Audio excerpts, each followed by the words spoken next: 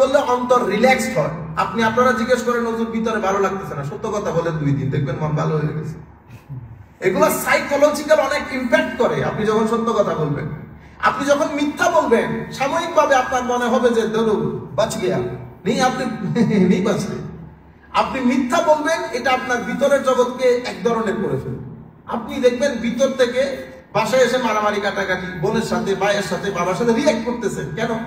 কোন একটা কিছুর কারণে আপনার ভিতরের জগৎ অসুস্থ হয়ে গেছে। তো ভিতরের জগৎ যেই সমস্ত কারণে অসুস্থ হয় তার মধ্যে অন্যতম কারণ হচ্ছে মিথ্যা বলা। তার মধ্যে অন্যতম কারণ আপনি 2টা জিনিস মাথায় রাখবেন। Try to use this 2 device, this one and this one. If these two device, if you are using in a proper meaning, proper way, then inshallah you will see that your heart is protected, your inside is protected. If these 2 device are using perfectly, if it is used perfectly, problem হয়ে যায় কোথায়? আপনি যখন এটা দিয়ে এমন জিনিস দেখবেন যে জিনিসটা আপনার দেখা উচিত না, এটা দিয়ে এমন কিছু শুনবেন যেটা শোনা উচিত না, তো এই 2টা জিনিস আপনার ভিতরের মধ্যে নেগেটিভ এনার্জি সার্ভ করে।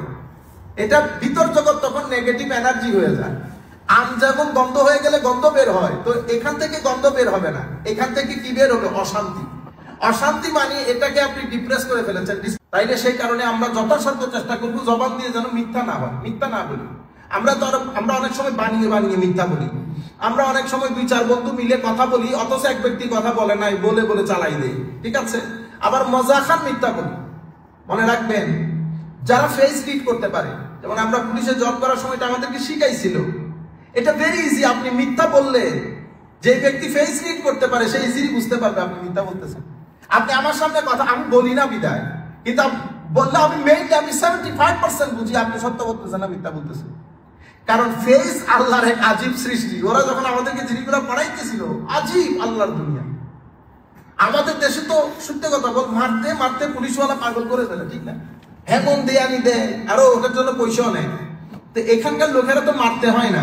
আমরা ওখানে দেখলাম আসামি অ্যারেস্ট করার পরে প্রশ্ন যখন করে বসে, এতে ট্যাপ রেকর্ড অন, তো আপনি যে সত্য বলে ফেলছেন আপনি বুঝেনও নাই। তো যখন আপনারা বলতেছে হয়তো তুমি তো সত্য কোন না, আমি তো এটা বলি না, এখন বলো না, ট্যাপ রেকর্ড অন করি। এর যখন ডান বাম সামনে পিছন থেকে একই প্রশ্ন 3-4 ভাবে করেছে, সে কিন্তু সত্য কথা বলে ফেলছে। পরে আমার সামনে এক ভদ্রলোক লিফটিং করছে, তো এটাকে ধরছে, ধরার পরে তারা নিয়ে গেছি, আমি সহ ছিলাম। তো তারে প্রশ্ন করতেছে, সেই না আমি আই ডিডন্ট ডু এনিথিং, তো এক্সপার্টের কাছে নিয়ে গেছে, তো বসছে, ট্যাপ রেকর্ড অন করছে। পরে বলছে যে তুমি যা বলবা ট্যাপ রেকর্ড অন হবে। তারে সামনে পিছনে ডানে, আমিও তো পাগল হয়ে গেছি। প্রশ্নটা এত ভাবে কেমনে করে? নলেজ মানুষ তো, সে কিন্তু স্বীকার করে ফেলছে। সে প্রথমে বলছে 7টায় বেরোচ্ছে, পরে কিন্তু সে একই প্রশ্নের উত্তরে বলছে আমি 7টায় বের হই না, আমি তার আগের দিন অন্য জায়গায় ছিলাম। পরে বলছে আমি বলি নাই, বলো নাই, okay listen to what you said. পরে সে নিজে, এগুলো আজীব টেকনিক্স। এরপরে আপনি যখন মিথ্যা বলেন, আপনার চেহারার এই অংশ ধরা পড়ে যাবে আপনি মিথ্যা বলতেছেন। কখনো মানুষ কনফিডেন্টলি মিথ্যা বলতে পারে না। মানুষ যখন মিথ্যা বলে মানুষ নার্ভাস থাকে, মানুষের এই জায়গার মধ্যে একটা নির্দিষ্ট ছাপ থাকে। আপনি যখন চালাকি করবেন কারোর সাথে, ছাপ থাকবে। আল্লাহ রাব্বুল আলামিন আমাদেরকে রক্ষা করুন।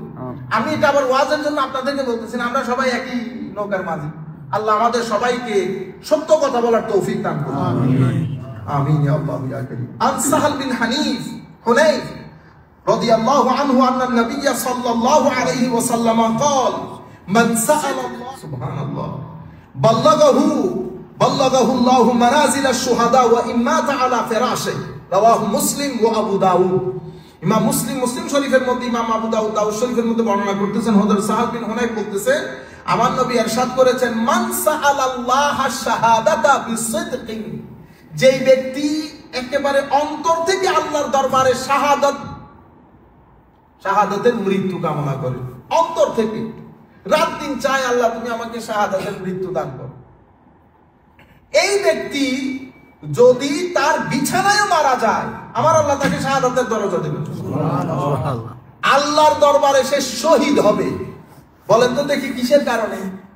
তার অন্তর থেকে একান্ত চাওয়া, যেটাকে বলে সত্যবাদিতার সাথে, সত্যের সাথে একেবারে সিদকে দিল নিয়ে আল্লাহর দরবারে চাচ্ছে আল্লাহ তুমি আমাকে শাহাদাতের মৃত্যু দান করো। আমার নবী বলতেছেন বাল্লাগাহুল্লাহু মানাজিলা শুহাদা, আমার আল্লাহ তাকে শাহাদায়ে কেরামের মর্যাদা দান করবেন। ওয়া ইম্মাতা আলা ফিরাশি, যদিও সে তার বিছানায় মৃত্যুবরণ করে। আপনারা বুঝতে পেরেছেন এখন নিয়তের দাম কতটুকু। এক ব্যক্তিকে আল্লাহ ক্ষমা করে দিয়েছেন কিয়ামতের ময়দানে, সে বলতেছে মাওলা আমাকে কেন ক্ষমা করেছেন? তোরে ক্ষমা করে দিছি।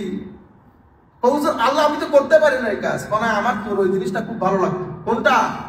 আমার কাছে আল্লাহ কিছু টাকা দেন, আমি আমার কাছে টাকা দিলে আল্লাহ এদের সবাইকে আমি সহযোগিতা করি। তো এই তোমার ভিতরের যে চাওয়া আমি তোমাকে তৌফিক দেই নাই, আমার কাছে ওইটাই ভালো লাগতো। তোমার ভিতরের চাওয়া আল্লাহ দেন আমি গরিবদেরকে দিতাম, আল্লাহ দেন আমি অমুককে দিতাম। আপনি সারা জিন্দেগি এরকম করতে করতে দুনিয়া থেকে চলে গেছেন। আপনি দিতেও পারেন না, আল্লাহ আপনাকে মাল দৌলত দেয় না, কিন্তু আপনার মকাম ওই ব্যক্তির পর্যায়ে পৌঁছিয়ে দিয়েছে। যে ব্যক্তি করলে যে মকাম পাইতো সেটা না করে আপনি পাচ্ছেন কিসের ভিত্তিতে? নিয়তের ভিত্তিতে।